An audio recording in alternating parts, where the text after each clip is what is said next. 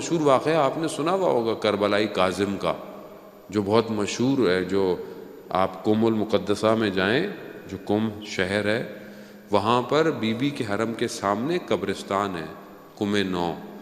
اگر آپ وہاں جائیں تو اس قبرستان جائیے گا، اس قبرستان میں ایک چھوٹا سا مقبرہ بنا ہوا ہے کربلائی کاظم کا۔ کربلائی کاظم کون تھا؟ ایک کسان تھا، لیکن کیا کرتا تھا، جہاں بھی کام کرتا تھا کہتا تھا کہ اگر آپ زکوٰۃ نہیں دیں گے تو میں آپ کے یہاں کام نہیں کروں گا۔ زکوٰۃ جو ہے وہ دینی پڑتی ہے، ہم لوگوں کے یہاں تو پیسوں پہ نہیں جا رہے، کھیتی باڑی کریں گے تو زکوٰۃ دیں گے۔ وہ جب اپنی گندم نکالتا تھا تو پہلے زکوٰۃ دیتا تھا، پھر آتا تھا۔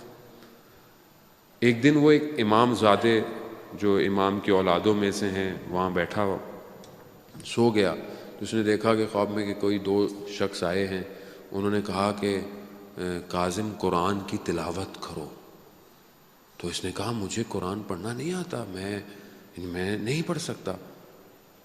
کہا سینہ ہلاؤ، اس کے سینے پہ ہاتھ رکھا، کہا اب پڑھو۔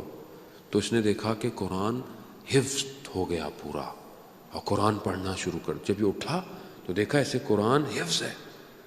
اب جب یہ وہاں جو مولانا تھے گاؤں میں وہاں گیا، ان کو سنایا، اس کو جانتے تھے، اس کو کچھ نہیں آتا، لیکن اس نے قرآن سنانا شروع کر دیا۔ وہ اس کو لے کر آیت اللہ بروجردی کے پاس گئے، جو اس زمانے میں بہت بڑے مجتہد تھے۔ وہاں گئے، انہوں نے سنا، دیکھا اس کو قرآن، پھر انہوں نے اس کو کتاب دی، ایک عربک میں کتاب کہ جس میں عربک لکھی ہوئی ہے اور قرآن کی آیتیں بھی لکھی ہوئی ہیں لیکن پتہ نہیں ہے۔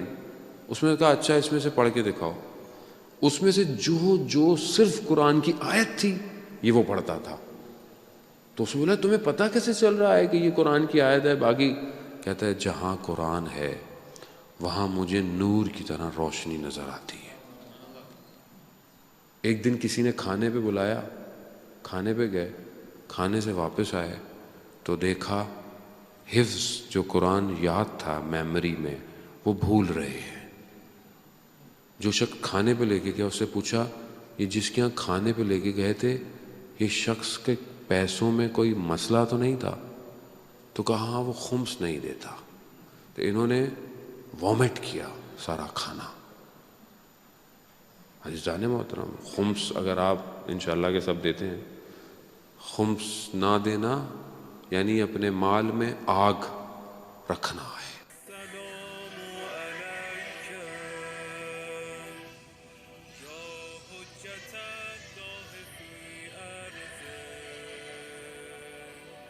السلام